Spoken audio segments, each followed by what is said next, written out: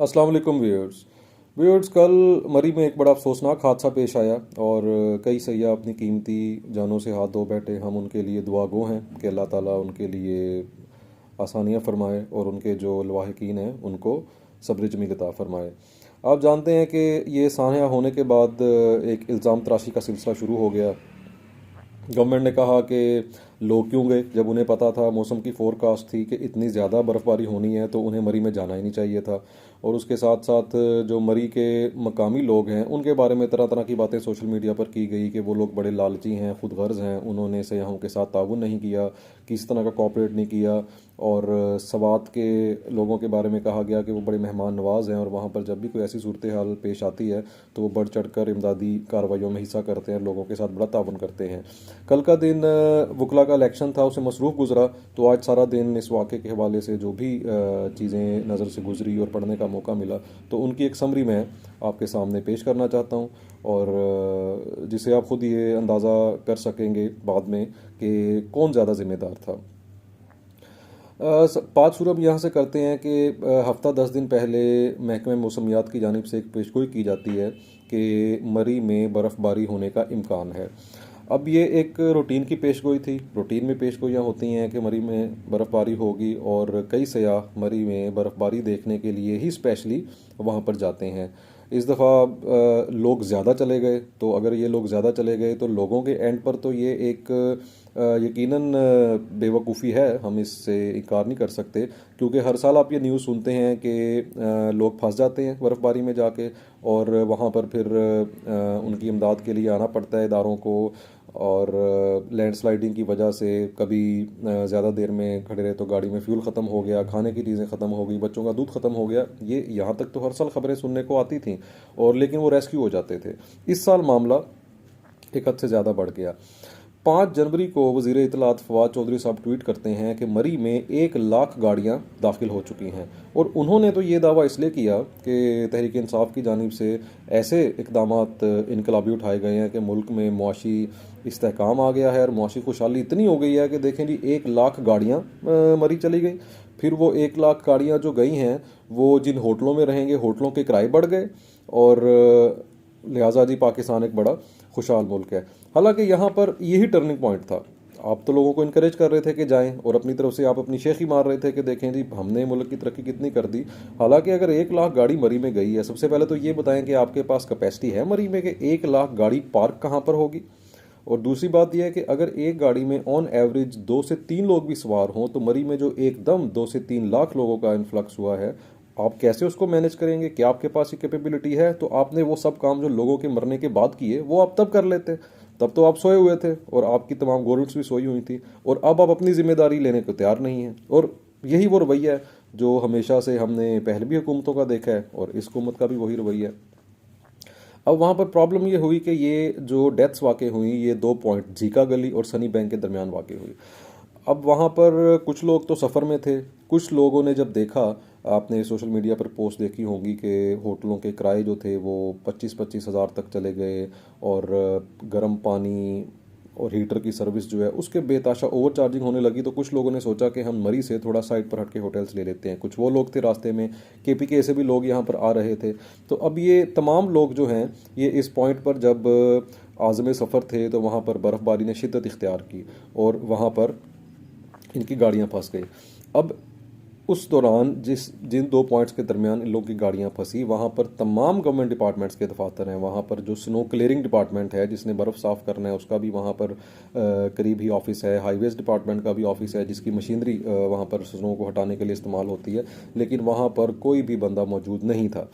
अब ये जो लोग वहाँ पर फंसे हुए थे इन्होंने, आपने देखा होगा बाद में साइंटिफिकली भी ये बात प्रूव हो रही है, गैर मुल्की वीडियोस भी दिखाई जा रही हैं कि जब भी आप कोई ऐसी स्नो वाली कंडीशन को फेस करते हैं और गाड़ी के ऊपर स्नो गिरना शुरू होती है तो उस वक्त गाड़ी का हीटर जो कि आम हालात में भी अगर आप उसको ज़्यादा देर चलाए रखें तो आपको ऑक्सीजन में कमी का बाइस बनता है, सांस लेने में दुश्वारी आती है। तो अगर आपकी गाड़ी का साइलेंसर बर्फ़ में दब जाए या फिर जो बोनट के आगे जो रेलिंग है, ग्रिल है, अगर वो भी बर्फ कवर हो जाए तो गाड़ी के अंदर जो है वो इंजन कार्बन मोनोऑक्साइड बनाना शुरू कर देता है। ये एक जहरीली गैस है और अगर आप देखें तो जो डेड बॉडीज़ थी उनकी हालत बिल्कुल ठीक थी, तो गालिब इम्कान यही है कि वो दम घुटने की वजह से और इस कार्बन मोनोऑक्साइड की वजह से उनकी डेथ हुई।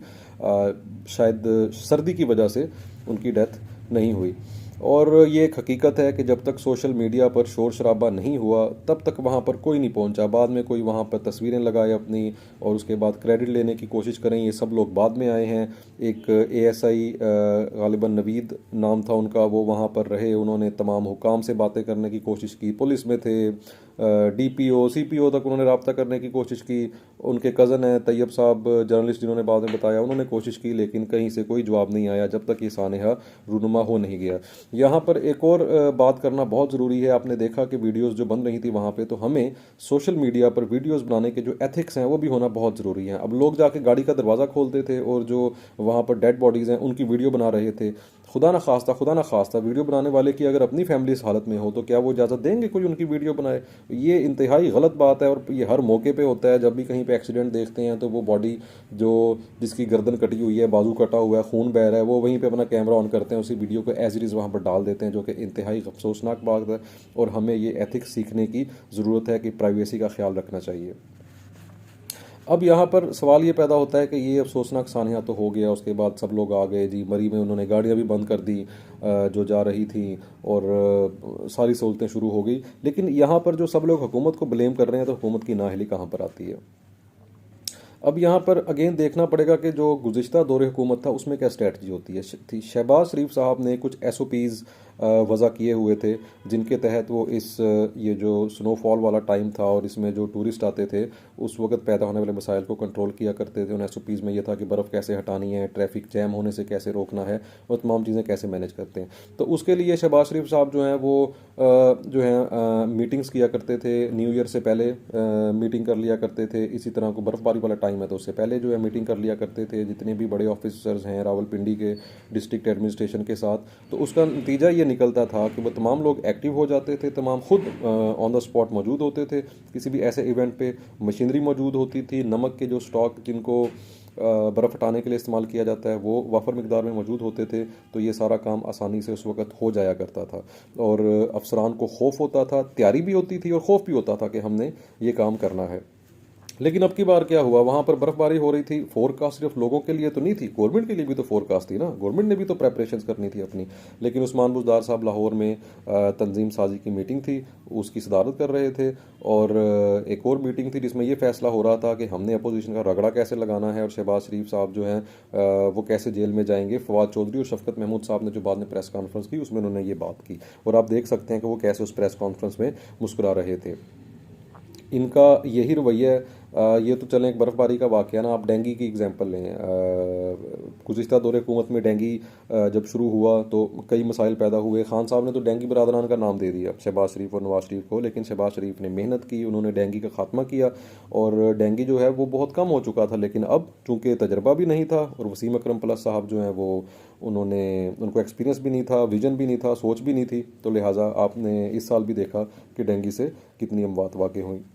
और इस हुकूमत ने आकर जो एक इनकलाबी हुकूमत आई है, एक जो नया ट्रेंड दिया है वो ये है कि अब पहले हुकूमतें ज़िम्मेदार हुआ करती थी, अब अवाम ज़िम्मेदार होती हैं। यानी इसी अवाम ने जब नवाज शरीफ को वोट दे के खान साहब को पोजीशन लीडर बनाया तो जब उस दौरे हुकूमत में कोई भी हादसा पेश आता था तो खान साहब कहा करते थे कि अगर ये हॉलैंड होता और यहाँ पर नवाज शरीफ हॉलैंड के वजीर आजम होते तो उन्हें इस्तीफ़ा देकर घर जाना पड़ता, अगर कोई वजीर होता तो उसको इस्तीफ़ा देना पड़ता, क्योंकि यूरोप को मेरे से बेहतर कोई नहीं जानता और वहाँ पर हर वजीर जिम्मेदार होता है। और अब इनके दौरे हुकूमत में जब भी कोई सानहा पेश आता है तो ये कहते हैं ये अवाम जिम्मेदार है।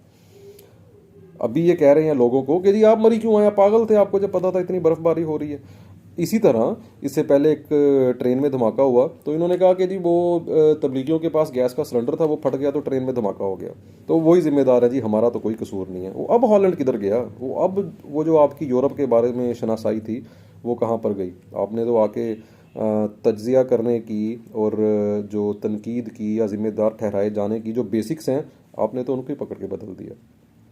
ये सब चलता रहेगा और ना जाने कब तक हमें मज़ीद इसी तरह के चीज़ें देखने को मिलेंगी। हम सिर्फ ख्वाहिश ही कर सकते हैं। उम्मीद अमल दरामद की कोई उम्मीद नहीं है कि इस साने से ही ये लोग कुछ सबक सीखें। और शेख रशीद साहब जो अब कहते हैं कि हमें 2-3 मरी बनाने पड़ेंगे, तो काश वो गाड़ियाँ जो आपको टोल प्लाजा देकर जा रही थी और आपने जब उनकी गिनती की ये 1 लाख हो गई हैं और ये पाकिस्तान में मुआशी खुशहाली की निशानी है, तो काश आप इनको तभी रोक लेते, वहाँ पे उनको ना जाने देते और ये जानी नुकसान उनसे बच जाता है। लेकिन ये तमाम बातें काश ही रहेंगी और इस मुल्क में आम आदमी की जो कदर कीमत है इंसानी जान की, वो यूं ही रुलती फिरती रहेगी। इजाज़त दीजिए, अल्लाह हाफिज़।